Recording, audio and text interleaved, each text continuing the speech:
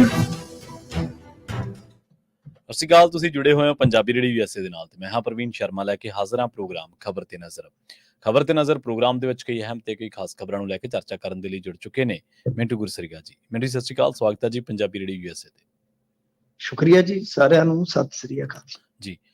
Programme ਦੇ ਵਿੱਚ ਅੱਗੇ ਵਧਣ ਤੋਂ ਪਹਿਲਾਂ ਧੰਨਵਾਦ ਕਰਦੇ ਚਲੀਏ ਸਪਾਂਸਰਸ ਦਾ, ਜਿਹੜੇ ਜ਼ਰੀਆ ਬੰਦ ਨੇ ਇਹਨਾਂ ਪ੍ਰੋਗਰਾਮਾਂ ਨੂੰ ਤੁਹਾਡੇ ਤੱਕ ਪਹੁੰਚਾਉਣ ਦੇ ਲਈ। ਖਾਲਸਾ ਇੰਸ਼ੋਰੈਂਸ ਏਜੰਸੀ ਵਾਲੇ, ਜਿਨ੍ਹਾਂ ਤੋਂ ਤੁਸੀਂ ਹਰ ਤਰੀਕੇ ਦੀ ਇੰਸ਼ੋਰੈਂਸ ਲੈ ਸਕਦੇ ਹੋ। ਇੰਸ਼ੋਰੈਂਸ ਬਾਰੇ ਪਤਾ ਕਰਨ ਦੇ ਲਈ ਇਹਨਾਂ ਦਾ ਨੰਬਰ ਹੈ 408-272-2500।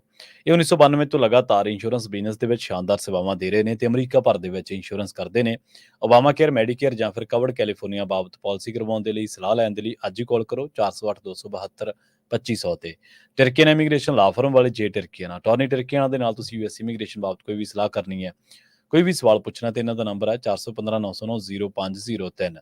ਜਸਵਿੰਦਰ ਸਿੰਘ, ਨਛੱਤਰ ਕੌਰ ਨਾਗਰਾ ਰੋਜ਼ਵੈਲ, ਚਰਨ ਸਿੰਘ ਸੁਖਵਿੰਦਰ ਢਾਲੀਵਾਲ ਐਰੀਜ਼ੋਨਾ, ਕ੍ਰਿਸ਼ਨ ਤਰੋਟਾ ਯੂਬਾ ਸਿਟੀ, ਬਲਜਿੰਦਰ ਸਿੰਘ ਨੇ ਜਰਵੁਡਲੈਂਡ, ਪਰਮਜੀਤ ਕੌਰ ਅੰਗੀ ਵੈਕਾਵਿਲ, ਪ੍ਰਿਤਪਾਲ ਸਿੰਘ ਸਿੱਧੂ ਫ੍ਰੈਜ਼ਨੋ, ਜੀਐਨ ਲੀਵ ਵਾਲੇ ਟਰੱਕ ਵਾਸ਼ ਕਰਦੇ ਨੇ, ਆਇਲ ਚੇਂਜ ਕਰਦੇ ਨੇ, ਏਅਰ ਬ੍ਰੇਕਾਂ ਦਾ ਕੰਮ ਤਸੱਲੀ ਬਖਸ਼ ਕਰਵਾ ਸਕਦੇ ਹੋ। ਨਵੇਂ ਪੁਰਾਣੇ ਟਾਇਰ ਵੀ ਇਹਨਾਂ ਤੋਂ ਮਿਲਦੇ ਨੇ। ਲੋਕੇਸ਼ਨ ਸੈਂਟਾ ਨੀਲਾ ਦੀ ਨਿਮਾ ਸੋਤਾ ਦੇ ਨਾਲ ਗੱਲ ਕੀਤੀ ਜਾ ਸਕਦੀ ਹੈ 209-277-0113 ਤੇ ਟੈਂਟਲਿਵ ਟਰੱਕ ਸਟਾਪ ਵਾਲੇ। ਇਹਨਾਂ ਸਾਰੇ ਹੀ ਸਪਾਂਸਰਸ ਦਾ ਬਹੁਤ ਬਹੁਤ ਧੰਨਵਾਦ। ਤੇ ਜੇਕਰ ਤੁਸੀਂ ਵੀ ਪੰਜਾਬੀ ਰੇਡੀਓ ਯੂਐਸਏ ਦੇ ਇਹਨਾਂ ਪ੍ਰੋਗਰਾਮਾਂ ਨੂੰ ਸਪਾਂਸਰ ਕਰਨਾ ਚਾਹੁੰਦੇ ਹੋ ਤਾਂ ਸਟੂਡੀਓ ਦਾ ਨੰਬਰ ਹੈ 408-272-5200। ਅੱਜ ਦਾ ਖਬਰ ਤੇ ਨਜ਼ਰ ਪ੍ਰੋਗਰਾਮ ਸਾਲ 2024 ਦੀ 2 ਅਕਤੂਬਰ ਦਾ ਪ੍ਰੋਗਰਾਮ ਹੈ ਤੇ ਦਿਨ ਅੱਜ ਬੁੱਧਵਾਰ ਹੈ। ਮਿੰਟੂ ਜੀ, ਖਬਰਾਂ ਦੇ ਵੱਲ ਆਈਏ ਤੇ ਸ਼ੁਰੂਆਤ ਕਰੀਏ ਹਰਿਆਣਾ ਵਿਧਾਨ ਸਭਾ ਚੋਣਾਂ ਤੋਂ। ਰਾਹੁਲ ਗਾਂਧੀ ਤੇ ਪ੍ਰਿਯੰਕਾ ਗਾਂਧੀ ਦੋਨੇ ਮੈਦਾਨ ਦੇ ਵਿੱਚ ਕਹਿੰਦੇ ਕਾਂਗਰਸ ਦੀ ਜਿੱਤ ਦੇ ਲਈ ਗਰਜ ਰਹੇ ਨੇ।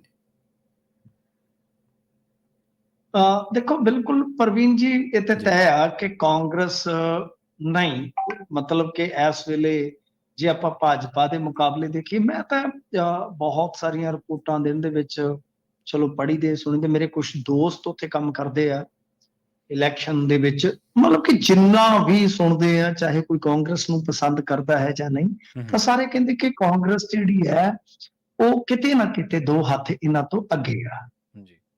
ਤਾਂ ਹੁਣ ਸੀਟਾਂ ਦਾ ਜਿਹੜਾ ਮਸਲਾ ਹੈ ਉਹੀ ਰਹਿ ਗਿਆ। ਹੁਣ ਤੁਸੀਂ ਦੇਖੋ ਕਿ ਅੱਜ 2 ਲੰਘ ਗਿਆ, ਯਾਨੀ ਜੇ ਆਪਾਂ ਵੇਖੀਏ ਤੇ ਕੁਝ ਘੰਟੇ ਜਿਹੜੇ ਆ ਚੋਣ ਪ੍ਰਚਾਰ 'ਚ ਬਚੇ ਆ। ਅਨੁਰਾਗ ਠਾਕੁਰ ਤੋਂ ਲੈ ਕੇ ਸਾਰੇ ਜਿਹੜੇ ਆ ਉਹ ਤੁਹਾਨੂੰ ਨਜ਼ਰ ਆ ਰਹੇ ਆ। ਖੱਟਰ ਸਾਹਿਬ, ਜਿਨ੍ਹਾਂ ਨੂੰ ਮਿਸਟਰ ਇੰਡੀਆ ਕਿਹਾ ਜਾਂਦਾ, ਅੱਜ ਕੱਲ ਦਿਖਦੇ ਹੀ ਨਹੀਂ, ਛੋਟੀਆਂ ਸਭਾਵਾਂ ਕਰ ਰਹੇ ਨੇ। ਮਤਲਬ ਕਿ ਲਾਡਵਾ ਤੋਂ ਖੁਦ ਨਾਇਬ ਸਿੰਘ ਸੈਣੀ ਦੀ ਸੀਟ ਫਸੀ ਹੋਈ ਹੈ, ਅਨਿਲ ਵਿਜ ਦੀ ਸੀਟ ਫਸੀ ਹੋਈ ਹੈ, ਕੈਪਟਨ ਅਭਿਮਨਿਊ ਜਿਹੜਾ ਕਿ ਕਹਿ ਲਓ ਕਿ ਰਿਚੈਸਟ ਪੋਲੀਟੀਸ਼ੀਅਨ ਚੋਂ ਇੱਕ ਆ ਤੇ ਸ਼ਾਇਦ ਹਰਿਆਣੇ ਚ ਤਾਂ ਨੰਬਰ 1 ਹੋਏਗਾ, ਤਾਂ ਉਹਦੀ ਸੀਟ ਵੀ ਦਾਅ ਤੇ ਲੱਗੀ। ਤਾਂ ਇਹ ਤੁਸੀਂ ਅੰਦਾਜ਼ਾ ਲਾ ਸਕਦੇ ਹੋ ਮੋਟੇ ਤੌਰ ਤੇ ਕਿ ਬਈ ਇਹੋ ਜਿਹੀ ਸਿਚੁਏਸ਼ਨ ਹੈ ਭਾਜਪਾ ਵਾਸਤੇ ਕਿ ਨਰਿੰਦਰ ਮੋਦੀ ਅਤੇ ਅਮਿਤ ਸ਼ਾਹ ਤੇ ਲਗਭਗ ਮੈਦਾਨ ਹੀ ਛੱਡ ਗਏ। ਕੋਈ ਮਤਲਬ ਕਿ ਕਰੂਸ਼ਲ ਡੇਜ਼ ਜਿਹੜੇ ਸਲੌਗ ਓਵਰ ਹੁੰਦੇ ਆ, ਜਿਵੇਂ ਕ੍ਰਿਕਟ ਦੇ ਵਿੱਚ ਇੱਕ ਸ਼ਬਦ ਇਸਤੇਮਾਲ ਕੀਤਾ ਜਾਂਦਾ ਸਲੌਗ ਓਵਰਾਂ ਦੇ ਵਿੱਚ ਉਹਨਾਂ ਨੇ ਬਾਲ ਪਾਉਣੀ ਛੱਡ ਦਿੱਤੀ ਕਿ ਛੱਡੋ ਖੜਾ, ਇੱਥੇ ਇਹ ਵਾਹ ਨਹੀਂ ਚੱਲਣੀ। ਤਾਂ ਤੁਸੀਂ ਸਮਝ ਸਕਦੇ ਹੋ ਕਿ ਕਿਸ ਤਰ੍ਹਾਂ ਦਾ ਇਸ ਵੇਲੇ ਹਾਲ ਹੈ ਉੱਥੇ। ਤੇ ਦੂਜੇ ਪਾਸੇ ਪ੍ਰਿਯੰਕਾ ਗਾਂਧੀ ਨੇ ਵੀ ਅੱਜ ਰੈਲੀ ਕੀਤੀ। ਵਿਨੇਸ਼ ਫੋਗਾਟ ਦਾ ਮਸਲਾ ਤੇਜ਼ੀ ਨਾਲ ਉੱਭਰ ਰਿਹਾ ਹੈ। ਬ੍ਰਿਜ ਭੂਸ਼ਣ ਸ਼ਰਨ ਦਾ ਮਾਮਲਾ ਜਿਹੜਾ ਉੱਥੇ ਅਸਰਕਾਰਕ ਸਾਬਤ ਹੋ ਰਿਹਾ ਹੈ। ਰਾਹੁਲ ਗਾਂਧੀ ਕੱਲ 9 ਦੇ ਵਿੱਚ ਜਾ ਰਹੇ ਆ, ਜਿੱਥੇ ਤੁਹਾਨੂੰ ਪਤਾ ਦੰਗੇ ਫੈਲੇ ਸੀਗੇ। ਤਾਂ ਆਫਤਾਬ ਅਹਿਮਦ, ਮੁਹੰਮਦ ਖਾਨ, ਮੁਹੰਮਦ ਇਲਿਆਸ ਇਤਿਹਾਸਿਕ ਕੈਂਡੀਡੇਟ ਆ ਉਸ ਏਰੀਏ ਦੇ ਵਿੱਚ ਇਹਨਾਂ ਦੇ, ਤਾਂ ਉਹਨਾਂ ਦੇ ਹੱਕ ਤੇ ਇਹ ਇੱਕ ਬੜੀ ਕਹਿ ਲਓ, ਸ਼ਾਇਦ ਮੈਂ ਤੁਹਾਨੂੰ ਪਹਿਲਾਂ ਵੀ ਦੱਸੀ ਹੋਵੇ ਕਿ ਇਹ ਬੜੀ ਇੱਕ ਰਣਨੀਤਿਕ ਪੈਂਤੜੇਬਾਜ਼ੀ ਸੀ ਰਾਹੁਲ ਗਾਂਧੀ ਤੇ ਪ੍ਰਿਯੰਕਾ ਗਾਂਧੀ ਦੀ, ਕਿ ਅੰਤਲੇ ਦਿਨਾਂ ਦੇ ਵਿੱਚ ਜਿੱਥੇ ਕਾਂਗਰਸ ਥੋੜੀ ਜਿਹੀ ਪਿੱਛੇ ਚੱਲ ਰਹੀ ਆ, ਉੱਥੇ ਪੂਰਾ ਜ਼ੋਰ ਝੋਕ ਦਿਓ ਤੇ ਉਹ ਜ਼ੋਰ ਜਿਹੜਾ ਹੈ ਉਹ ਹੁਣ ਅਸਰ ਵਿਖਾ ਰਿਹਾ, ਖਾਸ ਤੌਰ ਤੇ ਜੀਟੀ ਰੋਡ ਬੈਲਟ ਹੈ ਜਿਹੜੀ ਹਰਿਆਣਾ, ਮਤਲਬ ਕਿ 3 ਕੁ ਪਾਰਟ 'ਚ ਆਪਾਂ ਦੇਖਦੇ ਹਾਂ, ਜਾਟਲੈਂਡ, ਜੀਟੀ ਰੋਡ ਤੇ ਇਸ ਤੋਂ ਇਲਾਵਾ ਸਦਰਨ ਪਾਰਟ। ਤੋਂ ਇਹ ਕਹਾਣੀ ਇਸ ਵੇਲੇ ਹੈ ਕਿ ਰਾਹੁਲ ਗਾਂਧੀ ਚਾਹੁੰਦੇ ਆ ਕਿ ਕਿਸੇ ਤਰੀਕੇ ਨਾਲ 60 ਵਾਲੀ ਲਾਈਨ 'ਚ ਆ ਜਾਈਏ, ਤੇ ਭਾਜਪਾ ਵਾਲੇ ਜਾਂ ਅਮਿਤ ਸ਼ਾਹ ਉਹ ਇਹਨਾਂ ਨੂੰ ਕਹਿੰਦੇ ਆ ਕਿ ਕਿਸੇ ਤਰੀਕੇ ਨਾਲ ਭਾਵੇਂ ਥਰਡ ਪਲੇਅਰ ਨੂੰ, ਜਿਵੇਂ ਥਰਡ ਅੰਪਾਇਰ ਹੁੰਦਾ ਹੈ, ਕਿ ਥਰਡ ਨੂੰ ਪਲੇਅਰ ਨੂੰ ਜਿਤਾ ਦਿਓ, ਇਹਨਾਂ ਨੂੰ ਹਰਾਉਣ ਵਾਸਤੇ ਕਿ 40 ਤੋਂ 50 ਦੇ ਵਿਚਾਲੇ ਰਹਿ ਜਾਣ। ਚੋਰ ਇਸ ਗੱਲ ਨੂੰ ਲੈ ਕੇ ਲੱਗਾ ਤੇ ਵਿਨੇਸ਼ ਫੋਗਾਟ ਜਿਹੜੀ ਹੈ ਉਹ ਮਤਲਬ ਕਿ ਖੁੱਲ ਕੇ ਬੋਲ ਰਹੀ ਹੈ ਕਿ ਮੈਂ ਤਾਂ PM ਦੇ ਨਾਲ ਗੱਲ ਵੀ ਨਹੀਂ ਕੀਤੀ। ਕਾਲ ਆਈ ਪਰ ਉਹ ਕਹਿੰਦੇ ਕਿ ਰਿਕਾਰਡਿੰਗ ਕਰਕੇ ਇਹਨਾਂ ਨੇ ਸੋਸ਼ਲ ਮੀਡੀਆ ਤੇ ਪਾਉਣੀ ਸੀ, ਮੈਂ ਗੱਲ ਨਹੀਂ ਕੀਤੀ। ਇਹ ਦੇਖ ਲਓ ਕਿੱਡੀ ਵੱਡੀ ਗੱਲ ਹੈ ਕਿ ਪ੍ਰਧਾਨ ਮੰਤਰੀ ਨਾਲ ਉਹ ਕਹਿ ਰਹੇ ਕਿ ਅਸੀਂ ਤੇ ਗੱਲ ਹੀ ਨਹੀਂ ਕੀਤੀ। ਤਾਂ ਕੁੱਲ ਮਿਲਾ ਕੇ ਹੁਣ ਜੇ ਆਪਾਂ ਦੇਖੀਏ ਜਨਾਬ ਤਾਂ ਇਹੀ ਹੈ ਕਿ ਭਾਜਪਾ ਇੰਨੀ ਲਾਚਾਰ ਹੋ ਗਈ ਆ ਕਿ ਡੇਰੇਦਾਰ ਨੂੰ ਕੱਢ ਕੇ, ਡੇਰੇ ਮੁਖੀ ਨੂੰ ਕੱਢ ਕੇ ਆਨੇ ਬਹਾਨੇ ਨਾਲ ਕਿ ਮੇਰੇ ਪਿਤਾ ਦੀ ਬਰਸੀ ਆ, ਪਿਤਾ ਹੁਣ ਪਿੰਡ ਤੇ ਇਹਨਾਂ ਦਾ ਗੁਰੂਸਰ ਮੌੜੀਆਂ, ਡੇਰਾ ਇਹਨਾਂ ਦਾ ਸਰਸੇ, ਆਪ ਇਹ ਛੁੱਟੀ ਕੱਟਦਾ ਜਾ ਕੇ UP ਚ ਬਾਗਪਤ। ਤੇ ਤੁਸੀਂ ਦੇਖੋ ਕਿ ਬਹਾਨਾ ਕਿਸ ਤਰ੍ਹਾਂ ਦਾ ਘੜਿਆ। ਤਾਂ ਹੁਣ ਕਾਂਗਰਸ ਰੋਸ ਜਤਾ ਰਹੀ ਹੈ, ਭਾਜਪਾ ਕੋਲ ਕੋਈ ਰਟਿਆ ਰਟਾਇਆ ਜਵਾਬ ਹੁੰਦਾ ਹੈ ਕਿ ਕੋਰਟ ਦਾ ਸਾਰਾ ਇਹ ਫੈਸਲਾ ਹੈ ਜੀ, ਜੋ ਵੀ ਕਰਨਾ ਹੈ ਉਹ ਕਾਇਦੇ ਕਾਨੂੰਨ ਨੇ ਕਰਨਾ ਹੈ। ਪਰ ਹੁਣ ਤੁਸੀਂ ਵੇਖੋ ਕਿ ਇੰਨੀ ਜ਼ਿਆਦਾ ਬੁਰੀ ਹਾਲਤ ਆ ਕਿ ਕੱਲ ਤੇ ਪਰਸੋਂ ਸ਼ਾਇਦ 2 ਦਿਨ ਇਲੈਕਸ਼ਨ ਤੋਂ, ਯਾਨੀ ਐਨ ਪਹਿਲਾਂ 2 ਦਿਨ ਇਹਨਾਂ ਦੇ ਸਤਸੰਗ ਹੋਣੇ ਆ ਹਰਿਆਣੇ ਦੇ ਹਰੇਕ ਬਲਾਕ 'ਚ। ਤਾਂ ਉਹਦਾ ਮਤਲਬ ਇਹ ਆ ਕਿ ਸਿੱਧੇ ਤੌਰ ਤੇ ਪ੍ਰੇਮੀਆਂ ਦੀ ਲਾਮਬੰਦੀ ਕਰਵਾਈ ਜਾ ਰਹੀ ਆ ਕਿ ਜਿੱਥੇ ਕਿਤੇ ਥੋੜੀ ਜੀ ਕਸਰ ਹੈ ਕਾਂਗਰਸ ਨੂੰ ਹਰਾਇਆ ਜਾ ਸਕਦਾ ਹੈ ਕਿ ਉੱਥੇ ਪ੍ਰੇਮੀ ਇੱਕ ਮੁਸ਼ਤ ਭੁਗਤ ਜਾਣ।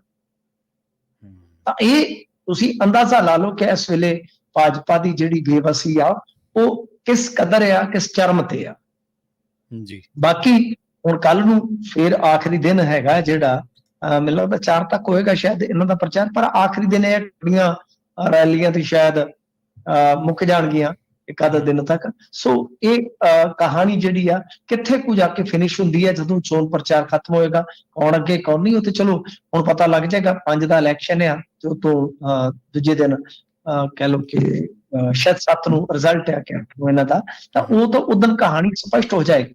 ਪਰ ਇਹ ਸਾਫ਼ ਹੈ ਕਿ ਕਾਂਗਰਸ ਨੇ ਜਿਸ ਤਰ੍ਹਾਂ ਉੱਥੇ ਪਿੜ ਮੱਲਿਆ ਕਿ ਬਿਲਕੁਲ ਜਿਹੜੇ 2014 ਚ, ਜੇ ਤੁਸੀਂ ਦੇਖੋ ਨਾ, ਮੈਂ ਤੁਹਾਨੂੰ ਸਰ ਥੋੜਾ ਜਿਹਾ ਇਤਿਹਾਸ ਚ ਲੈ ਜਾਵਾਂ ਜੀ, ਕਿ ਨਰਿੰਦਰ ਮੋਦੀ ਦੀ ਸਭ ਤੋਂ ਤਗੜੀ ਰੈਲੀ ਹੋਈ ਸੀ ਕਿ 2013 ਚ ਸ਼ਾਇਦ ਭਵਾਨੀ।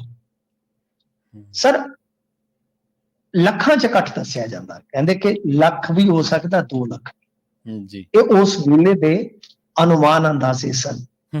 ਆਪ ਮੁਹਾਰੇ ਦੁਨੀਆ ਇੱਥੇ ਪਹੁੰਚੀ ਸੀ। ਇੱਥੋਂ ਫਿਰ ਨਰਿੰਦਰ ਮੋਦੀ ਜੀ ਦਾ ਪ੍ਰਧਾਨ ਮੰਤਰੀ ਦਾ ਸਫ਼ਰ ਜਿਹੜਾ ਹੈ ਨਾ ਹਰਿਆਣੇ ਚੋਂ, ਉਹ ਸ਼ਾਹੀ ਢੰਗ ਦੇ ਨਾਲ ਨਿਕਲਿਆ ਤੇ ਪੂਰਾ ਹੋਇਆ। ਅੱਜ ਠੀਕ ਲਾ ਲਓ ਕਿ 10-11 ਸਾਲ ਬਾਅਦ ਅੱਜ ਸੂਰਤ ਹਾਲ ਇਹ ਆ ਕਿ ਉਹਨਾਂ ਦੀ ਰੈਲੀ 'ਚ 5-7 ਹਜ਼ਾਰ ਬੰਦਾ ਹੀ ਜੁੜਦਾ ਤੇ ਉਹ ਵੀ ਘੱਟੋ ਘੱਟ ਕੋਈ ਲਾ ਲਓ ਕਿ 1-2 ਦਰਜਨ ਹਲਕਿਆਂ ਦੇ ਨੇੜੇ ਤੇੜੇ ਮਿਲਾ ਕੇ। ਤਾਂ ਇਹ ਰੰਗ ਹੈ ਕਿ ਜਿਸ ਹਰਿਆਣੇ ਤੋਂ ਇੱਕ ਇਹਨਾਂ ਨੇ ਸ਼ਾਹੀ ਸਫ਼ਰ ਜਿਹੜਾ ਹੈ ਉਹ ਸ਼ੁਰੂ ਕੀਤਾ, ਸਰ ਕੀਤਾ, ਅੱਜ ਉਹ ਤਾਂ ਹਰਿਆਣੇ ਵਿੱਚ ਬੁਰੀ ਤਰ੍ਹਾਂ ਫਸੇ ਨੇ ਜੀ। ਬਿਲਕੁਲ। ਤੇ ਮਿੰਟੂ ਜੀ ਅਗਲੀ ਗੱਲ ਕਰੀਏ ਆਪਾਂ, ਇੰਡੀਆ ਨੇ ਕਹਿੰਦੇ ਆਪਦੇ ਨਾਗਰਿਕਾਂ ਲਈ ਕੋਈ ਐਡਵਾਈਜ਼ਰੀ ਜਾਰੀ ਕੀਤੀ ਹੈ ਜੀ। ਹਾਂਜੀ, ਉਹ ਵੀ ਐਸੇ ਹੈ ਕਿ ਇਸ ਵੇਲੇ ਦੁਨੀਆ ਦੇ ਵਿੱਚ ਇੱਕੋ ਹਾਹਾਕਾਰ ਆ ਇਜ਼ਰਾਈਲ ਈਰਾਨ ਦੀ। ਤਾਂ ਉਹਦੇ ਵਿੱਚ ਹੁਣ ਇਹਨਾਂ ਨੇ ਐਡਵਾਈਜ਼ਰੀ ਜਾਰੀ ਕੀਤੀ ਆ ਈਰਾਨ ਵਾਸਤੇ ਕਿ ਵੇਖੋ ਬਿਨਾਂ ਕੰਮ ਤੋਂ ਜਾਂ ਬਿਨਾਂ ਐਮਰਜੈਂਸੀ ਤੋਂ, ਕੰਮ ਤੋਂ ਵੀ ਨਹੀਂ, ਇਹ ਸ਼ਬਦ ਆਪਾਂ ਐਮਰਜੈਂਸੀ ਦਾ ਹੀ ਇਸਤੇਮਾਲ ਕਰੀਏ ਤੇ ਬਿਹਤਰ ਆ ਕਿ ਬਿਨਾਂ ਐਮਰਜੈਂਸੀ ਤੋਂ ਈਰਾਨ ਵੱਲ ਮੂੰਹ ਨਾ ਕਰਿਓ। ਹਾਲਾਂਕਿ ਇਹਨਾਂ ਨੇ ਇਜ਼ਰਾਈਲ ਨੂੰ ਕਿਉਂ ਨਹੀਂ ਐਡਵਾਈਜ਼ਰੀ ਦਿੱਤੀ, ਇਹ ਮੈਂ ਹੈਰਾਨ ਆ, ਕਿਉਂਕਿ ਉੱਥੇ ਤੇ ਤੁਸੀਂ ਮਜ਼ਦੂਰ ਭਰਤੀ ਕਰ ਕਰਕੇ ਘੱਲੇ ਸਨ ਤੇ ਅਗਲਿਆਂ ਨੇ ਇੰਨੀਆਂ ਮਜ਼ਾਈਲਾਂ ਦਾਗੀਆਂ। ਸਰ 2300 ਕਿਲੋਮੀਟਰ ਦੂਰ ਹੈ ਇਜ਼ਰਾਈਲ ਤੋਂ ਈਰਾਨ, ਠੀਕ ਹੈ ਜੀ, ਤੇ ਉਹਨਾਂ ਦੀਆਂ ਬੈਲਿਸਟਿਕ ਮਿਸਾਈਲਾਂ ਨੇ ਜਿਹੜਾ ਆਇਰਨ ਡੋਮ ਸੀ, ਜਾਂ ਅਮਰੀਕਾ ਨੇ ਜਿਹੜੀ ਪਹਿਲਾਂ ਚੇਤਾਵਨੀ ਦਿੱਤੀ ਸੀ ਕਿ ਹਮਲਾ ਕਰ ਸਕਦੇ ਆ, ਤਾਂ ਤੁਸੀਂ ਹਿਸਾਬ ਲਾ ਲਓ ਕਿ ਇਹਨਾਂ ਦੋਨਾਂ ਦੇ ਸਿਸਟਮ ਹੀ ਫੇਲ ਕਰਤੇ ਅਗਲਿਆਂ ਨੇ ਤੇ ਛਾਤੀ ਤੇ ਆ ਕੇ ਹਮਲਾ ਕਰ ਦਿੱਤਾ। ਹੁਣ ਜਾਨੀ ਨੁਕਸਾਨ ਦੀਆਂ ਵੀ ਖਬਰਾਂ ਆ ਰਹੀਆਂ, ਪਹਿਲਾਂ ਇਜ਼ਰਾਈਲ ਬਿਨਾਂ ਹੀ ਕਰ ਰਿਹਾ ਸੀਗਾ। ਤਾਂ ਹੁਣ ਇਜ਼ਰਾਈਲ ਨੇ ਕਿਹਾ ਕਿ ਕੋਈ ਗੱਲ ਨਹੀਂ ਹੈ, ਹਿਸਾਬ ਕਿਤਾਬ ਹੁਣ ਕਰਾਂਗੇ, ਤੁਹਾਡਾ ਜਗ੍ਹਾ ਸਮਾਂ ਸਾਡਾ ਹੋਊਗਾ। ਪਰ ਇਜ਼ਰਾਈਲ ਸਾਹਿਬ लेबनान, जे तुसी देखोगे एक पासे ईरान, तीसरे पासे कह लो कि यमन, उधरों सीरिया, किहड़े किहड़े पासे घिर गया है। ਤਾਂ ਇਸ ਵੇਲੇ ਹੁਣ ਦੁਨੀਆ ਦੀ ਨਜ਼ਰ ਟਿਕੀ ਹੈ ਕਿ ਇਜ਼ਰਾਈਲ ਕਿਸ ਤਰ੍ਹਾਂ ਦਾ ਰਿਸਪੌਂਡ ਕਰਦਾ ਹੈ, ਤੇ ਜੇ ਐਡਾ ਵੱਡਾ ਉਹ ਹਮਲਾ ਈਰਾਨ ਤੇ ਫੇਰ ਕਰ ਦਿੰਦਾ, ਇੱਕ ਤੇ ਹੁੰਦਾ ਕੋਈ ਛੋਟਾ ਮੋਟਾ ਹਮਲਾ ਲੈ ਕੇ ਆਪਣੀ ਇੱਜ਼ਤ ਬਚਾ ਲਓ, ਉਹ ਕਰਕੇ ਚੁੱਪ ਕਰਕੇ ਬਹਿ ਜਾਓ। ਪਰ ਹੁਣ ਜੇ ਆਪਾਂ ਦੇਖੀਏ ਤਾਂ ਇਹੀ ਗੱਲ ਜਿਹੜੀ ਆ ਅੱਗੇ ਸ਼ਾਇਦ ਤੈਅ ਕਰੇਗੀ ਕਿ ਕਹਾਣੀ ਕਿੱਧਰ ਨੂੰ ਤੁਰਦੀ ਹੈ, ਕਿ ਇਹ ਰਿਸਪੌਂਡ ਕਿਸ ਤਰ੍ਹਾਂ ਕਰਦੇ ਆ। ਤਾਂ ਲੈਬਨਾਨ ਦੇ ਵਿੱਚ ਜਿਹੜੇ ਵੜੇ ਸੀਗੇ ਇਜ਼ਰਾਈਲੀ ਫੌਜੀ, ਉੱਥੇ ਵੀ ਘਿਰਦੇ ਨਜ਼ਰ ਆ ਰਹੇ ਨੇ। ਇੱਕ ਕਮਾਂਡਰ ਦੀ ਮੌਤ ਦੀ ਵੀ ਖਬਰ ਆ। 에ਅਰਬੇਸ ਤੇ ਹਮਲਾ ਹੋਇਆ, ਪਹਿਲਾਂ ਇਹ ਮੰਨ ਨਹੀਂ ਸੀ ਰਹੇ, ਤੇ 에ਅਰਬੇਸ ਵਾਲੀ ਗੱਲ ਜਿਹੜੀ ਆ ਹੁਣ ਤਕਰੀਬਨ ਸਾਫ਼ ਹੋ ਰਹੀ ਹੈ ਕਿ 에ਅਰਬੇਸ ਵੀ ਨਿਸ਼ਾਨਾ ਬਣਾ ਦਿੱਤਾ ਗਿਆ। ਹੁਣ ਉਹ ਕਿਹੜਾ ਹੈ ਉਹ ਮੈਂ ਦੱਸ ਨਹੀਂ ਸਕਦਾ, ਜੇ ਮੈਨੂੰ ਨਹੀਂ ਪਤਾ ਇਹਨਾਂ ਕਿ ਅਮਰੀਕੀ 에ਅਰਬੇਸ ਵੀ ਆ ਜਾਂ ਉਹ ਕੱਲਾ ਇਜ਼ਰਾਈਲੀ ਆ, ਮੈਨੂੰ ਇਸ ਗੱਲ ਦਾ ਇਲਮ ਨਹੀਂ ਹੈ। ਹੁਣ ਇਸ ਹਾਲਤ ਦੇ ਵਿੱਚ ਜਦੋਂ ਇਹਨਾਂ ਕੁਝ ਚੱਲ ਰਿਹਾ ਹੈ, ਮੈਂ ਹੈਰਾਨ ਹਾਂ ਕਿ ਇਜ਼ਰਾਈਲ ਵਾਸਤੇ ਐਡਵਾਈਜ਼ਰੀ ਕਿਉਂ ਨਹੀਂ ਜਾਰੀ ਕਰ ਰਿਹਾ ਇੰਡੀਆ, ਕਿ ਯਾਰੀਆਂ ਪਗਾਈਆਂ ਜਾ ਰਹੀਆਂ। ਦੂਜੇ ਪਾਸੇ ਈਰਾਨ ਵਾਸਤੇ ਇਹਨਾਂ ਨੇ ਕਹਿ ਦਿੱਤਾ ਕਿ ਬਿਨਾਂ ਐਮਰਜੈਂਸੀ ਤੋਂ ਈਰਾਨ ਨਾ ਜਾਇਆ ਜਾਵੇ, ਸਤਾਓ ਜਿਹੜੇ ਯਾਨੀ ਚੌਕਸ ਰਹੋ ਜਿਹੜੇ ਉੱਥੇ ਹੈਗੇ ਨੇ, ਤੇ ਐਮਬੈਸੀ ਆ ਜਿਹੜੀ ਭਾਰਤੀ ਉਹਦੇ ਨਾਲ ਤੁਸੀਂ ਲਗਾਤਾਰ ਸੰਪਰਕ ਦੇ ਵਿੱਚ ਰਹੋ। ਤਾਂ ਦੇਖੋ ਹੁਣ ਪ੍ਰਵੀਨ ਜੀ ਅੱਗੇ ਕੀ ਬਣਦਾ। ਇਹ ਬਹੁਤ ਨਾਜ਼ੁਕ ਸਮਾਂ ਪੂਰੀ ਦੁਨੀਆ ਵਾਸਤੇ, ਇਜ਼ਰਾਈਲ ਈਰਾਨ ਵਾਸਤੇ ਨਹੀਂ, ਇਹ ਪੂਰੀ ਦੁਨੀਆ ਵਾਸਤੇ ਨਾਜ਼ੁਕ ਸਮਾਂ ਹੈ ਇਸ ਵੇਲੇ। ਖਬਰ ਤੇ ਇਹ ਵੀ ਮੈਂ ਇੱਕ ਥਾਂ ਤੇ ਪੜ੍ਹਦਾ ਪਿਆ ਸੀ ਕਿ ਇਹਨਾਂ ਨੇ ਤਾਂ ਸ਼ਾਇਦ UN ਚੀਫ ਦੀ ਐਂਟਰੀ ਬੈਨ ਕਰ ਦਿੱਤੀ ਇਜ਼ਰਾਈਲ ਨੇ, ਕਿ ਉਹਨਾਂ ਨੇ ਇਰਾਨੀਅਨ ਹਮਲੇ ਦਾ ਖੰਡਨ ਨਹੀਂ ਕੀਤਾ, ਨਿੰਦਾ ਨਹੀਂ ਕੀਤੀ। ਤਾਂ ਇਹ ਹੈ ਸੂਰਤ-ਏ-ਹਾਲ।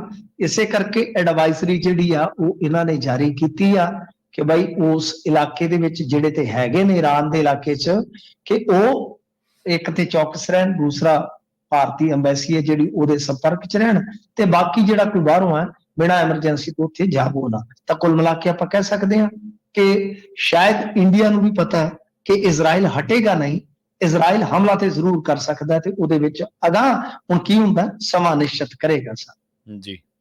ਤੇ ਮਿੰਟੂ ਜੀ ਗੱਲ ਕਰੀਏ ਬੀਬੀ ਜਗੀਰ ਕੌਰ ਦੀ, ਉਹਨਾਂ ਨੇ ਅਕਾਲ ਤਖਤ ਸਾਹਿਬ ਤੇ ਪਹੁੰਚ ਕੇ ਸਪਸ਼ਟੀਕਰਨ ਦਿੱਤਾ ਜੀ। ਹਾਂਜੀ, ਪਿਛਲੇ ਦਿਨੀ ਅਕਾਲ ਤਖਤ ਸਾਹਿਬ ਵੱਲੋਂ ਇਹਨਾਂ ਤੋਂ ਸਪਸ਼ਟੀਕਰਨ ਮੰਗਿਆ ਗਿਆ ਸੀਗਾ ਕਿ 24 ਸਾਲ ਪਹਿਲਾਂ ਜਿਹੜੀ ਇਹਨਾਂ ਦੀ ਧੀ ਮਰੀ ਸੀਗੀ ਉਹਦੇ ਸੰਬੰਧ ਦੇ ਵਿੱਚ, ਤੇ ਜੋ ਕੇਸਾਂ ਦੀ ਜਾਂ ਰੂਮਾਂ ਦੀ ਬੇਅਦਬੀ ਉਸ ਸੰਬੰਧ ਦੇ ਵਿੱਚ। ਤਾਂ ਗੱਲ ਇਹ ਆ ਕਿ ਇਹ ਪਹੁੰਚਿਆ, ਇਹਨਾਂ ਨੇ ਪਹੁੰਚ ਕੇ ਆਪਣਾ ਜਿਹੜਾ ਹੈ ਸਪਸ਼ਟੀਕਰਨ ਸੌਂਪਿਆ।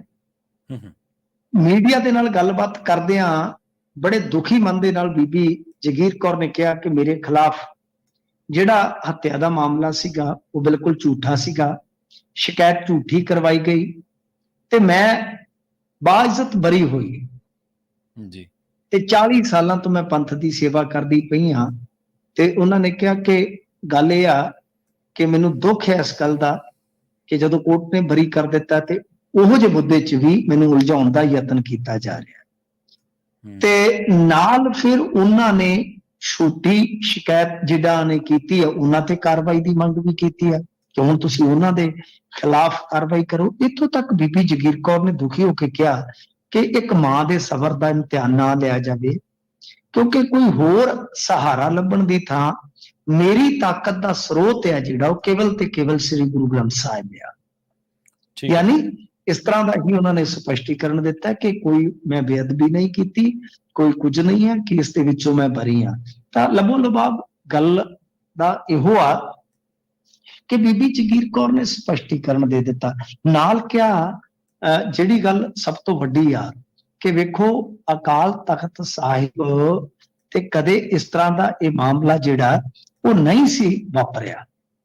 ਇਹ ਉਹਨਾਂ ਨੇ ਵੱਡੀ ਗੱਲ ਕਹੀ ਆ ਕਿ ਭਾਈ ਜਦੋਂ ਤੋਂ ਅਕਾਲ ਤਖਤ ਸਾਹਿਬ ਦੀ ਸਥਾਪਨਾ ਹੋਈ ਆ 1609 ਤੋਂ ਇਹਨਾਂ ਨੇ ਹਵਾਲਾ ਦਿੱਤਾ ਹੈ ਕਿ ਕੀ ਉਦੋਂ ਇਹ ਸੋਚਿਆ ਗਿਆ ਸੀਗਾ ਕਿ ਕੌਮ ਦੇ ਇਹੋ ਜਿਹੇ ਮਸਲੇ ਵੀ ਤੁਸੀਂ ਇੱਥੇ ਵਿਚਾਰਨੇ, ਇਹਦੀ ਤੇ ਕਲਪਨਾ ਵੀ ਨਹੀਂ ਕੀਤੀ ਜਾ ਸਕਦੀ। ਤੇ ਮੈਂ ਤੇ ਪੰਥਕ ਪਰਿਵਾਰ ਤੋਂ ਸੋ ਉਹਨਾਂ ਨੇ ਇਹ ਸਭ ਕੁਝ ਲਿਖਿਆ ਪੱਤਰ ਦੇ ਵਿੱਚ ਕਿ ਬਈ ਮੀਰੀ ਪੀਰੀ ਦੇ ਮਾਲਕ ਦੇ ਤੌਰ ਤੇ ਬਣਾਏ ਗਏ ਅਕਾਲ ਤਖਤ ਦੀ ਜਿਹੜੀ ਮਰਿਆਦਾ ਉਹਨੂੰ ਠੇਸ ਪਹੁੰਚੀ ਹੈ, ਇਹਦੀ ਭਰਪਾਈ ਲਈ ਕੌਣ ਜ਼ਿੰਮੇਵਾਰ ਹੈ? ਮਤਲਬ ਕਿ ਜਿਨ੍ਹਾਂ ਨੇ ਝੂਠੀ ਸ਼ਿਕਾਇਤ ਦਰਜ ਕਰਵਾਈ ਆ, ਕਾਰਵਾਈ ਤੇ ਉਹਨਾਂ ਤੇ ਹੋਣੀ ਚਾਹੀਦੀ ਹੈ। ਦੇਖੋ ਪ੍ਰਵੀਨ ਜੀ, ਮੈਂ ਤੇ ਚਲੋ ਇਸ ਗੱਲ ਤੇ ਹੈਰਾਨ ਆ ਕਿ ਬੀਬੀ ਜਗੀਰ ਕੌਰ ਨੇ ਇਸ ਗੱਲ ਨੂੰ ਮਤਲਬ ਕਿ ਆਪਦੇ ਹਿਸਾਬ ਨਾਲ ਤਾਂ ਕਹਿ ਦਿੱਤਾ ਕਿ ਇੰਨੇ ਚਿਰ ਬਾਅਦ ਉੱਥੇ ਵਿਚਾਰਿਆ ਜਾਂਦਾ। ਮੈਂ ਸ਼ਾਇਦ ਆਪਣਾ ਇਹਦੇ ਤੇ ਓਪੀਨੀਅਨ ਅੱਗੇ ਵੀ ਦਿੱਤਾ ਹੋਵੇ। ਮੇਰਾ ਮੰਨਣਾ ਇਹ ਆ ਕਿ ਇਹ ਬਿਲਕੁਲ ਵਾਕਿਆ ਗੱਲ ਉਹਨਾਂ ਦੀ ਸਹੀ ਆ ਕਿ ਇਸ ਵੇਲੇ ਤੇ ਇਹ ਮਾਮਲਾ ਜੇ ਚੁੱਕਿਆ ਗਿਆ ਸ਼ਿਕਾਇਤਕਰਤਾਵਾਂ ਵੱਲੋਂ, ਸਵਾਲ ਤੇ ਉਹਨਾਂ ਤੇ ਖੜੇ ਹੋਣਗੇ ਕਿ ਜਦ ਬੀਬੀ ਜਗੀਰ ਕੌਰ ਬਾਦਲ ਪਰਿਵਾਰ ਦੀ ਵਫਾਦਾਰ ਸੀਗੀ ਤੇ ਇਹ ਤੇ ਫੋਟੋ ਜਿਹੜੀ ਵਿਖਾ ਕੇ ਕਿ ਇਹ ਜੋ ਵੀ ਹੈ ਮਤਲਬ ਕਿ ਇਹਨਾਂ ਦੇ ਚਿਹਰੇ ਤੇ ਜੋ ਵੀ ਵਾਲ ਵਗੈਰਾ ਕਿ ਹਟਾਉਂਦੇ ਆ, ਉਹ ਤੇ ਟ੍ਰੋਲਿੰਗ ਅਸੀਂ ਉਦੋਂ ਤੋਂ ਵੇਖੀ ਹੈ ਜਦੋਂ ਤੋਂ ਅਕਾਲੀ ਸਰਕਾਰ ਸੀਗੀ। ਤਾਂ ਕੀ ਉਸ ਵੇਲੇ ਇਹ ਲੋਕ ਸੁੱਤੇ ਸਨ? ਤੇ ਦੂਜੀ ਗੱਲ ਇਹ ਆ ਕਿ ਜਦੋਂ ਕਿਸੇ ਨੂੰ ਬਰੀ ਕਰ ਦਿੱਤਾ ਗਿਆ ਅਦਾਲਤ ਦੇ ਵਿੱਚੋਂ, ਚਾਹੇ ਉਹ ਸੁੱਚਾ ਸਿੰਘ ਲੰਗਾਹ ਦਾ ਮਾਮਲਾ ਹੈ, ਚਾਹੇ ਇਹ ਮਾਮਲਾ ਹੈ ਬੀਬੀ ਜਗੀਰ ਕੌਰ ਦਾ, ਤਾਂ ਇਹਦੇ ਤੇ ਵੀ ਕਿਤੇ ਨਾ ਕਿਤੇ ਬਹੁਤ ਸੰਜੀਦਗੀ ਨਾਲ ਵੇਖਣ ਦੀ ਜ਼ਰੂਰਤ ਹੈ। ਤੇ ਹੁਣ ਸਭ ਤੋਂ ਵੱਡੀ ਗੱਲ ਤੇ ਇਹ ਆ ਕਿ ਜੇ ਇਸ ਗੱਲ ਨੂੰ ਮਾਫ ਕਰਨਾ, ਮੈਂ ਨਿੱਜੀ ਜ਼ਿੰਦਗੀ ਚ ਨਾਲ ਪਰਸਨਲ ਲਾਈਫ ਚ ਝਾਕਦਾ ਹੁੰਦਾ, ਮੈਨੂੰ ਕਿਸੇ ਨਾਲ ਕੋਈ ਮਤਲਬ ਨਹੀਂ ਹੁੰਦਾ ਕੌਣ ਕੀ ਕਰ ਰਿਹਾ, ਕਿਸੇ ਦੀ ਚੜ੍ਹਾਈ ਹੋ ਰਹੀ ਹੈ ਉਤਰਾਈ ਹੋ ਰਹੀ ਹੈ, ਮੇਰਾ ਸੁਭਾਅ ਹੈ ਜੀ ਨਿੱਜੀ ਜ਼ਿੰਦਗੀ ਚ। ਤੇ ਜਿਹੜੇ ਪੋਲੀਟੀਸ਼ੀਅਨ ਹੈ ਮੈਂ ਉਹਨਾਂ ਦੀ ਨਿੱਜੀ ਜ਼ਿੰਦਗੀ ਚ ਵੀ ਨਹੀਂ ਬਹੁਤਾ ਜਾਂਦਾ, ਕਿਉਂਕਿ ਜੋ ਉਹਨਾਂ ਦੀ ਪਬਲਿਕ ਲਾਈਫ ਹੈ, ਪੋਲੀਟੀਕਲ ਲਾਈਫ ਹੈ, ਅਸੀਂ ਉਹਦੇ ਤੱਕ ਰਹੀਏ ਤੇ ਬਿਹਤਰ ਆ। ਹੁਣ ਗੱਲ ਇਹ ਆ ਕਿ ਕੱਲ ਨੂੰ ਜੇ ਕੋਈ ਪ੍ਰਧਾਨ ਸਾਹਿਬ ਨੂੰ ਸਵਾਲ ਕਰ ਦੇਵੇ ਇਸ ਮਾਮਲੇ ਤੇ, ਤਾਂ ਮਤਲਬ ਕਿ ਤੁਸੀਂ ਹੁਣ ਬਹੁਤੀ ਗੱਲ ਨਹੀਂ ਮੈਂ ਕਰਦਾ, ਬੀਬਾ ਹਰਸਿਮਰਤ ਕੌਰ ਨੂੰ ਅਸੀਂ ਤੇ ਨੇੜੇ ਤੋਂ ਦੇਖਿਆ ਸਰ, ਮੈਂ ਤੇ ਉਹਨਾਂ ਨੂੰ ਬਤੌਰ ਕੇਂਦਰੀ ਮੰਤਰੀ ਕਵਰ ਕਰਦਾ ਰਿਹਾ ਜੀ। ਤਾਂ ਕੀ ਫਿਰ ਰੋਮਾਂ ਦੀ ਬੇਅਦਬੀ ਯਾਨੀ ਉਹ ਇਸ ਮਾਪਦੰਡ ਤੇ ਪੰਥਕ ਪੈਮਾਨੇ ਤੇ ਖਰੇ ਉਤਰਦੇ ਆ? ਹੁੰਦਾ ਤਾਂ ਮੈਨੂੰ ਪਤਾ ਨਹੀਂ, ਅੱਗੇ ਤਾਂ ਅਸੀਂ ਲਾਗੂ ਵੇਖਿਆ, ਤਾਂ ਉਦੋਂ ਵੀ ਤਾਂ ਉਹ ਅਕਾਲੀ ਦਲ ਨੂੰ ਹੀ ਰਿਪਰੈਜ਼ੈਂਟ ਕਰਦੇ ਸੀ। ਜੀ ਜੀ ਬਿਲਕੁਲ। ਖੁਦ ਪ੍ਰਧਾਨ ਸਾਹਿਬ ਦੇ ਗਾਤਰੇ ਤੇ ਸਵਾਲ ਉੱਠਦੇ ਹੀ ਰਹੇ ਸਨ।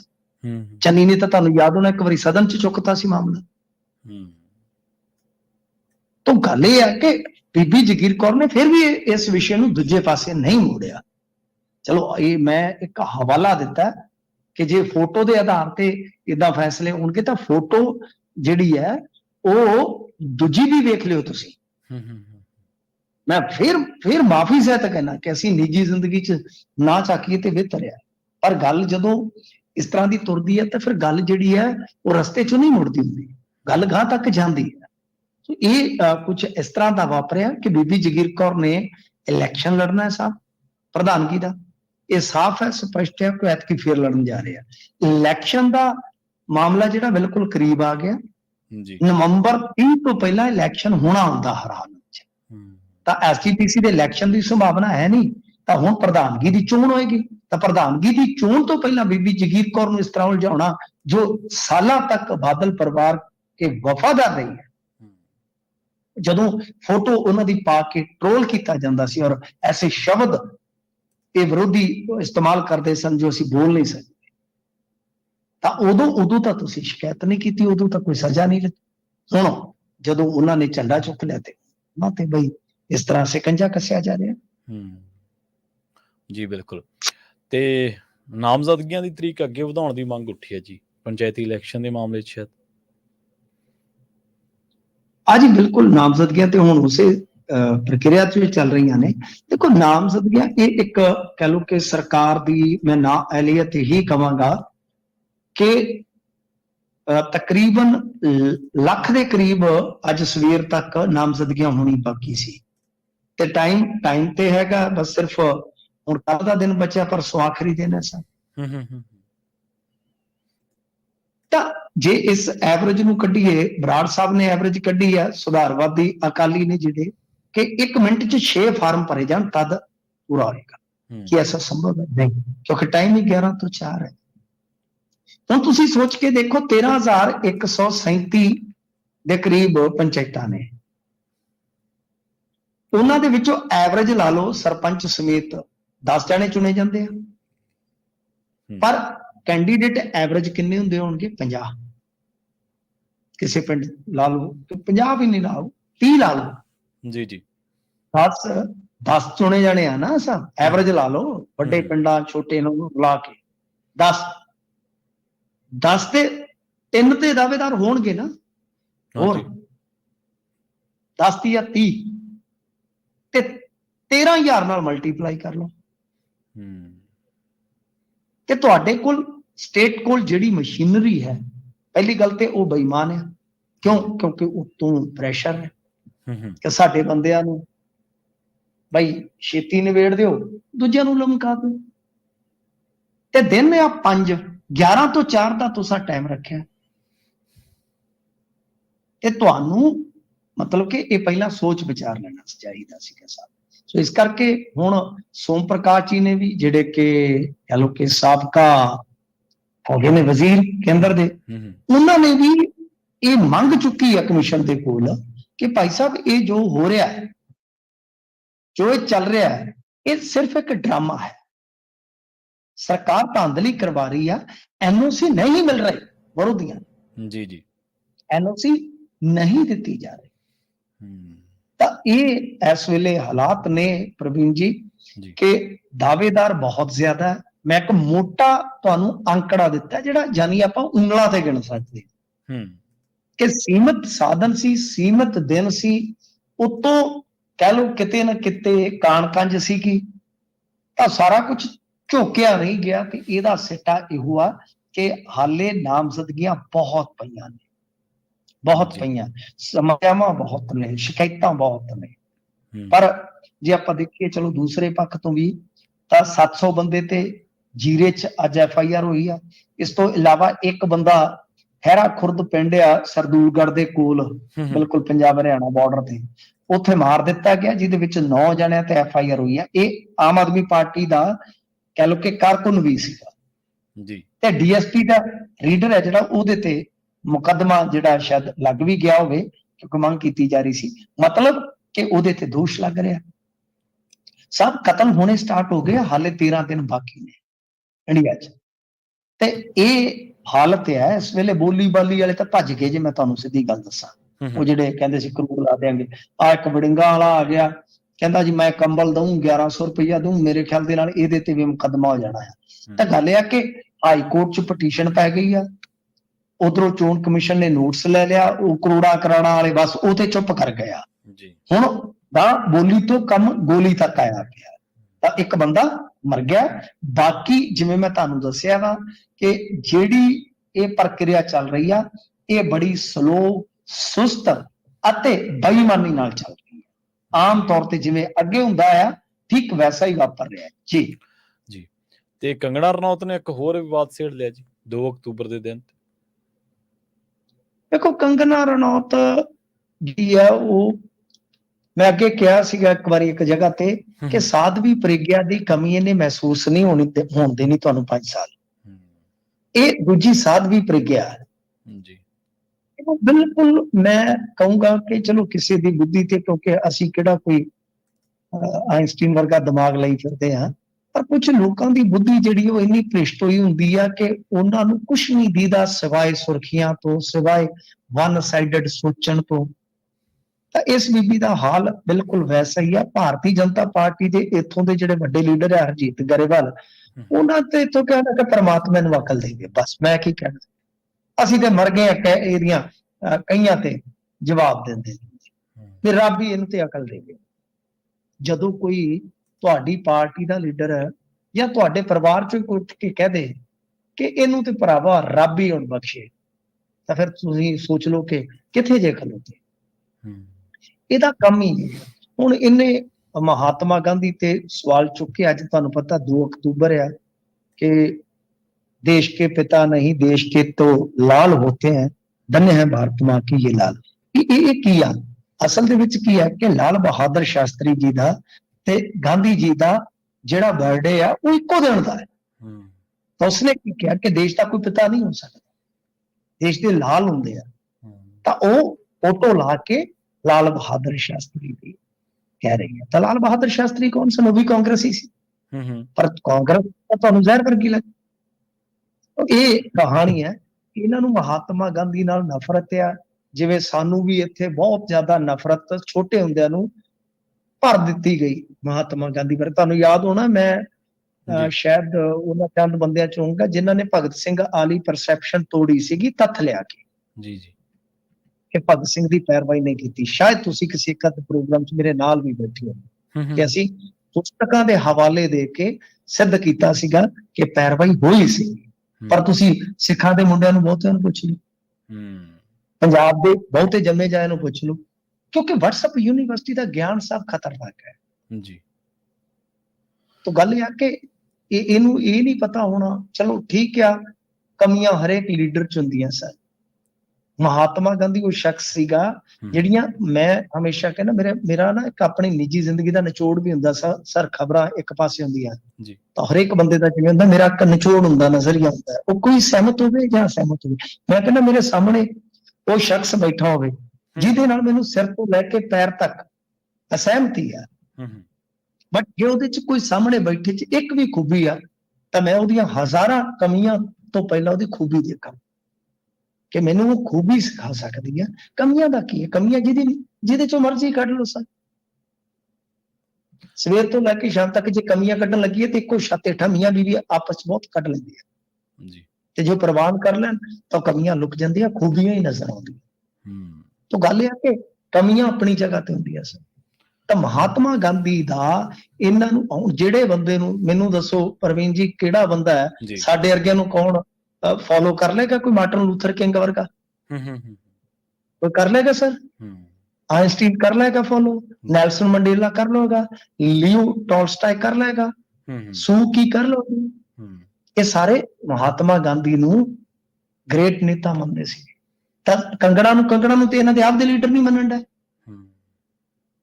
ਟੂ ਨੇਸ਼ਨ ਥਿਊਰੀ, RSS ਇਹ ਸਪੋਰਟ ਕਰਦੇ ਰਹੇ ਸਾਹਿਬ। ਬਿਲਕੁਲ ਬਿਲਕੁਲ, ਮਜ਼ਾਰੇ ਗੱਲ। ਕਿਸੇ ਦਿਨ ਤੁਸੀਂ ਰੱਖ ਲਿਓ ਪ੍ਰੋਗਰਾਮ, ਮੈਨੂੰ ਲੈ ਲਿਓ, ਮੈਂ ਸਿੱਧ ਕਰ ਦਿਆਂਗਾ ਕਿ ਟੂ ਨੇਸ਼ਨ ਥਿਊਰੀ ਇਹ ਇੱਕ ਤਰ੍ਹਾਂ ਨਾਲ ਹਿੰਦੂ ਰਾਸ਼ਟਰ ਤੇ ਦੂਜੇ ਪਾਸੇ ਜਿਨਾ ਹੋ ਰਹੀ, ਇਹ ਤੇ ਬਰੋਬਰ ਲੜਦੇ ਰਹੇ ਨੇ। ਟੂ ਨੇਸ਼ਨ ਥਿਊਰੀ ਨੂੰ ਇੱਕ ਤਰ੍ਹਾਂ ਨਾਲ ਸਪੋਰਟ ਸੀ, ਔਰ ਇਹ ਸੁਭਾਸ਼ ਚੰਦਰ ਬੋਸ ਨੂੰ ਇਹ ਸਪੋਰਟ ਕਰਦੀ ਹੈ। ਬੋਸ ਸਾਹਿਬ ਨੂੰ, ਮਾੜੀ ਗੱਲ ਨਹੀਂ ਹੈ ਬੋਸ ਸਾਹਿਬ ਨੂੰ ਸਪੋਰਟ ਕਰਕੇ, ਪਰ ਬੋਸ ਸਾਹਿਬ ਦੇ ਠੀਕ ਹੈ ਮਤਭੇਦ ਸੀਗੇ ਮਹਾਤਮਾ ਗਾਂਧੀ ਨਾਲ। ਸਰ ਸਿੰਗਾਪੁਰ ਲਾਈਵ ਰੇਡੀਓ ਚ ਇਹ ਫੈਕਟ ਚੈੱਕ ਕਰ ਲੈਣਾ ਤੁਸੀਂ, ਕਿਸੇ ਨੇ ਵੀ ਕ੍ਰਾਸ ਚੈੱਕ ਕਰਨਾ ਹੋਵੇ ਕਰ ਲਿਓ, ਕਿ ਗੱਲ ਇਹ ਆ ਕਿ ਮਹਾਤਮਾ ਗਾਂਧੀ ਨੂੰ 4 ਜੂਨ 1944 ਨੂੰ ਸਿੰਗਾਪੁਰ ਰੇਡੀਓ ਤੋਂ ਸੁਭਾਸ਼ ਚੰਦਰ ਬੋਸ ਨੇ ਤੇ ਰਾਸ਼ਟਰਪਿਤਾ ਕਿਹਾ ਸੀ। ਤਾਂ ਕਹਿਣ ਦਾ ਮਤਲਬ ਇਹ ਆ ਕਿ ਸੁਭਾਸ਼ ਚੰਦਰ ਬੋਸ ਨੂੰ ਇਹਨਾਂ ਨੇ ਕਿਹਾ ਸੀਗਾ ਕਿ ਪਹਿਲਾ ਰਾਸ਼ਟਰਪਤੀ ਤਾਂ ਸਾਡਾ ਹੈਗਾ ਹੀ, ਮਤਲਬ ਕਿ ਅਸਲ ਦੇ ਵਿੱਚ ਉਹ ਆ ਪ੍ਰਾਈਮ ਮਿਨਿਸਟਰ, ਕਿਉਂਕਿ ਉਹਨਾਂ ਦੀ ਗਵਰਨਮੈਂਟ ਇਨ ਐਗਜ਼ਾਈਲ ਚੱਲ ਰਹੀ ਸੀਗੀ ਨਾ, ਉਸ ਨੂੰ ਆਧਾਰ ਬਣਾ ਕੇ। ਤੇ ਜੇ ਉਸ ਨੂੰ ਤੁਸੀਂ ਫੋਲੋ ਕਰ ਰਹੇ ਹੋ, ਆਈਡੀਅਲ ਮੰਨਦੇ ਹੋ, ਆਧਾਰ ਬਣਾਉਂਦੇ ਹੋ, ਤਾਂ ਮੈਂ ਤਾਂ ਤੁਹਾਨੂੰ ਤਰੀਕ ਵੀ ਦੱਸ ਦਿੱਤੀ ਹੈ ਸਰ ਜੀ। ਰਵਿੰਦਰਨਾਥ ਟੈਗੋਰ ਨੇ ਪਹਿਲਾ ਮਹਾਤਮਾ ਕਿਹਾ ਸੀਗਾ, ਮਹਾਤਮਾ। ਤਾਂ ਮਤਲਬ ਕਿ ਆਹ ਚੀਜ਼ਾਂ ਚੱਲਦੀਆਂ, WhatsApp ਗਿਆਨ ਹੈ ਇਹਨਾਂ ਦਾ। ਚਲੋ ਇਹ ਠੀਕ ਆ ਕਿ ਮਹਾਤਮਾ ਗਾਂਧੀ ਨਾਲ ਬਹੁਤ ਸਾਰੇ ਲੋਕਾਂ ਦੀ ਸਹਿਮਤੀ ਹੁੰਦੀ ਹੈ, ਬੁੱਤ ਵੀ ਤੋੜੇ ਜਾਂਦੇ ਵਗੈਰਾ ਵਗੈਰਾ, ਪਰ ਇਹ ਆ ਕਿ ਜੋ ਇਤਿਹਾਸ ਨੂੰ ਇਹ ਮੋੜਾ ਦੇ ਰਹੇ ਆ ਪੁੱਠਾ, ਤੇ ਅਸੀਂ ਕਈ ਵਾਰ ਇਹਨਾਂ ਦੇ ਇਸੇ ਮੋੜੇ 'ਚ ਸ਼ਾਮਲ ਹੋ ਜਾਂਦੇ, RSS ਦੇ ਮੋੜੇ 'ਚ, ਅਣਜਾਣਪੁਣੇ 'ਚ, ਬਿਨਾਂ ਘੋਖ ਪੜਤਾਲ ਕੀਤੇ। ਮੈਂ ਵੀ ਨਫ਼ਰਤ ਕਰਦਾ ਸੀ, ਮੈਂ ਔਨ ਏਅਰ ਕਹਿਣਾ ਜੀ, ਛੋਟੇ ਹੁੰਦੇ ਨੂੰ ਮੈਨੂੰ ਵੀ ਇਹ ਸਿਖਾਇਆ ਗਿਆ ਸੀ। ਮੈਂ ਔਨ ਏਅਰ ਇਹ ਗੱਲ ਤਸਲੀਮ ਕਰਦਾ ਕਿ ਬਹੁਤ ਹੱਦ ਤੱਕ ਕਹਿ ਲਓ ਕਿ ਮੈਂ ਇਹ ਚੀਜ਼ਾਂ ਕਰਦਾ ਸੀ ਜਿਵੇਂ ਆਪਾਂ ਨੂੰ ਸਿਖਾਈਆਂ ਜਾਂਦੀਆਂ ਛੋਟੇ ਹੁੰਦੇ। ਔਰ ਜਿਵੇਂ ਜਿਵੇਂ ਆਪਾਂ ਪੜ੍ਹਦੇ ਹਾਂ ਸਾਨੂੰ ਪਤਾ ਲੱਗਦਾ ਕਿ ਕਿਹੜੀ ਚੀਜ਼ ਯਾਰ ਨਕਲੀ ਆ, ਕਿਹੜੀ ਅਸਲੀ ਆ, ਫਿਰ ਇਤਿਹਾਸ ਨੂੰ ਪੜ੍ਹੀਏ। ਖੈਰ ਵੱਡਾ ਵਿਸ਼ਾ ਪ੍ਰਵੀਨ ਜੀ, ਕਦੇ ਫੇਰ ਛੋ ਲਾਂਗੇ, ਪਰ ਕੰਗਣਾ ਰਣੌਤ ਦਾ ਕੰਮ ਤੇ ਹੋਆ, ਉਹਨੇ ਕਿਸੇ ਨਾ ਕਿਸੇ ਤਰ੍ਹਾਂ ਸੁਰਖੀਆਂ ਬਟੋਰਨੀਆਂ। ਦੋ ਹਵਾਲੇ ਮਿੰਟੂ ਜੀ ਜ਼ਰੂਰ ਜਿਹੜੇ ਨੇ ਮਿਲਦੇ ਨੇ। ਇੱਕ ਤਾਂ ਜਦੋਂ ਚਾਬੀਆਂ ਦਾ ਮੋਰਚਾ ਸਿੱਖਾਂ ਨੇ ਜਿੱਤਿਆ ਸੀ, ਤਾਂ ਮਹਾਤਮਾ ਗਾਂਧੀ ਨੇ ਕਥਨ ਆਉਣ ਦੀ ਰਿਕਾਰਡ ਆ, ਕੋਈ ਵੀ ਪੜ੍ਹ ਸਕਦਾ, ਕਿ ਬਈ ਆਜ਼ਾਦੀ ਦੀ ਪਹਿਲੀ ਲੜਾਈ ਜਿੱਤ ਲਈ ਗਈ ਹੈ, ਮਤਲਬ ਉਹਨਾਂ ਦੀ ਜਿਹੜੀ ਟਿੱਪਣੀ ਸੀਗੀ।